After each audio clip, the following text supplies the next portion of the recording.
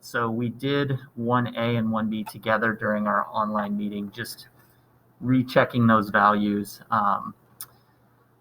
We're calculating percentages like we always would, just what you had, like the thing that you're studying compared to the total, multiplied by 100 to make it a percent.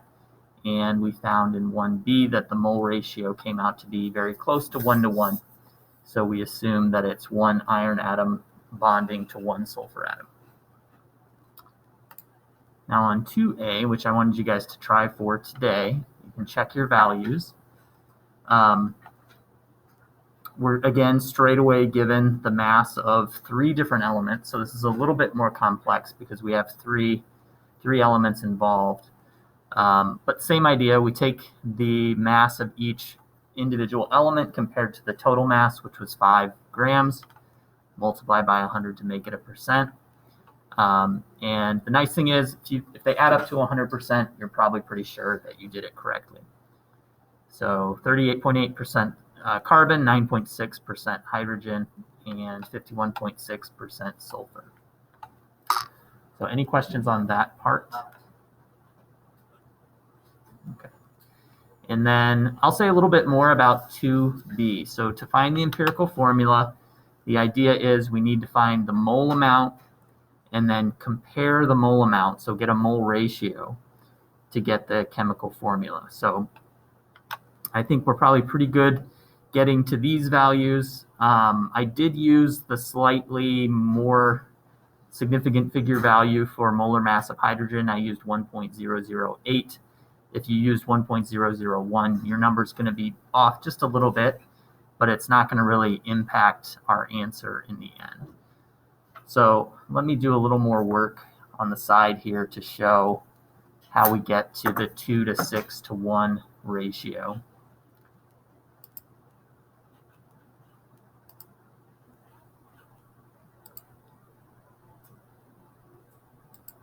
So let me jot down those values. So if I were to list the mole rate or the mole amounts kind of side by side from 2B,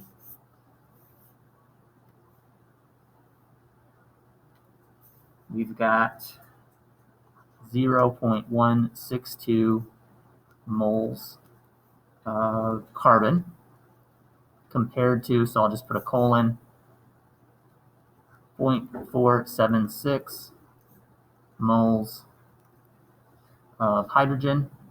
And again, if your number's off here by, a small decimal value, that's fine. Compared to 0.0804 moles of sulfur. So again, when we did this with 2 elements, we always took the smaller mole amount and divided it into the bigger mole amount. And I want to do the same thing here because, again, I kind of want to see what the whole number ratio works out to be. So what I'm going to do is take each of these values and divide it by the smallest mole amount, which we have to be careful on. It's this one because there's 0.0, right? So 0.08 is smaller than any of these values. So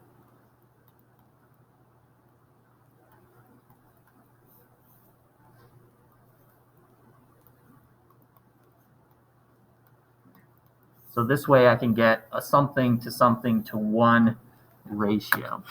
And you can kind of see that first one's going to come out to be pretty close to 2.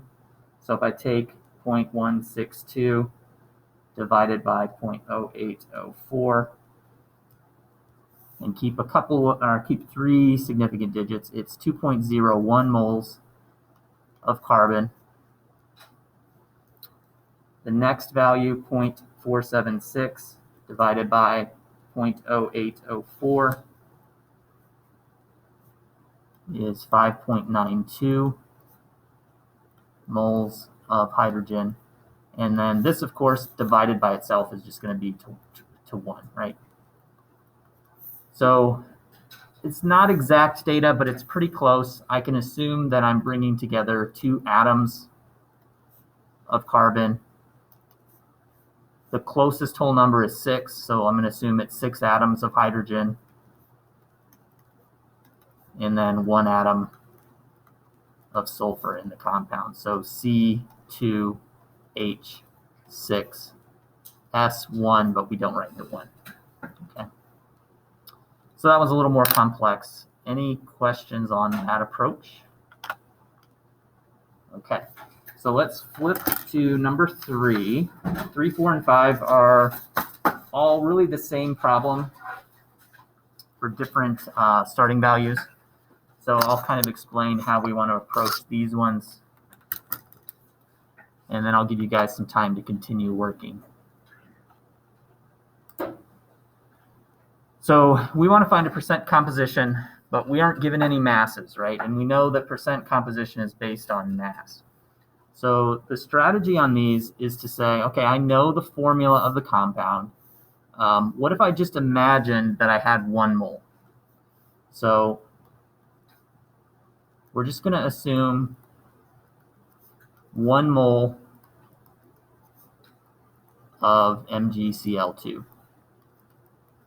Okay, because if I assume 1 mole of MgCl₂, I know how many moles I need to put together to get a mole of the compound.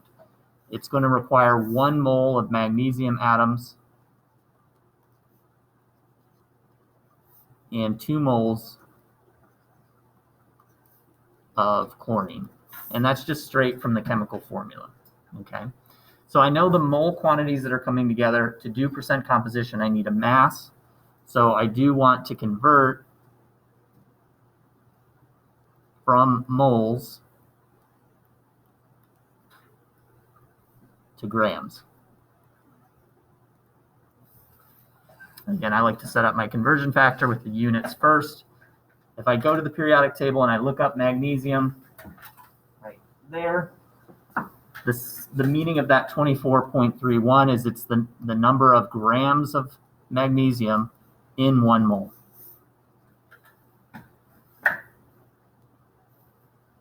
So knowing that, looking back, I probably didn't need to actually set this up as a conversion factor, but we can just prove to ourselves that moles will cancel, and we've got 1 times 24.31 divided by 1. So 1 mole of magnesium would have a mass of 24.31 grams.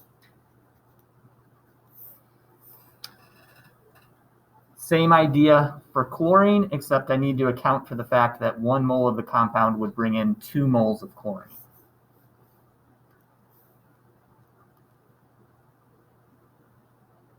I need to cancel moles of chlorine. I want to end up in grams of chlorine. Chlorine, 35.45 grams in a mole.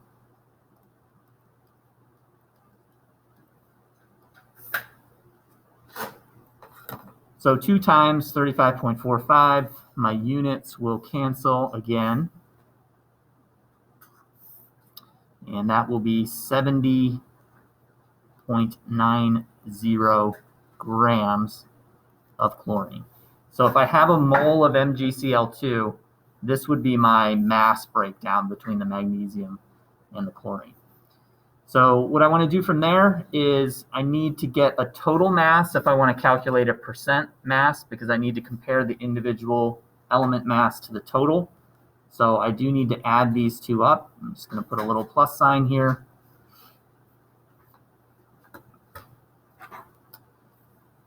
And that will come out as 95.21 grams, and I'll just write total.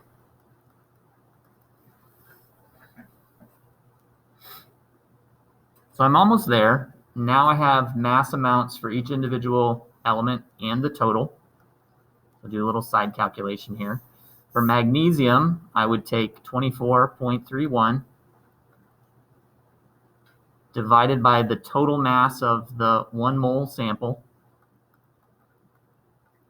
multiply by 100 to make it a percent. So I'll use the on-screen calculator here, 24.31 divided by 95.21. That's the decimal ratio times 100 to make it a percent. Gives us 25.5, and I'm going to keep 4 digits, so 25.53%.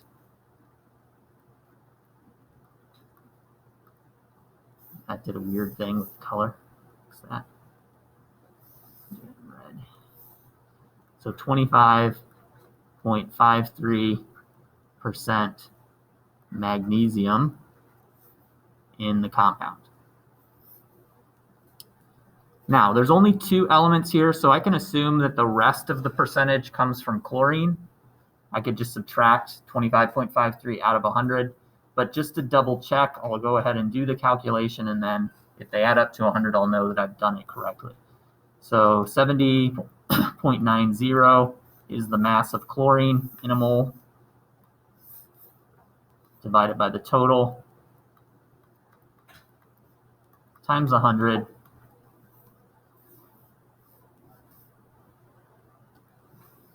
So 70.9, I could add the 0 if I want. It's not going to make a difference. Divided by 95.21. And again, I'm going to multiply by 100 to make it a percent. And I get 74.4. And then I'm going to round up to 74.47 because that next digit is a 6. So 74.47% chlorine is your percent by mass if you're studying MgCl₂. So on all of these, just do this first step. Assume that you have a mole. So for number 4, we're going to start with 1 mole of carbon joining up with 2 moles of oxygen. The first step is convert those to grams, get your total mass for the mole of CO2, and then follow through with your percent calculations. You guys have any questions on that?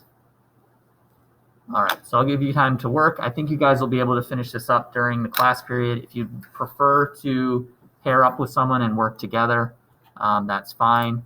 And then I do have the key posted right here if you need it. All right.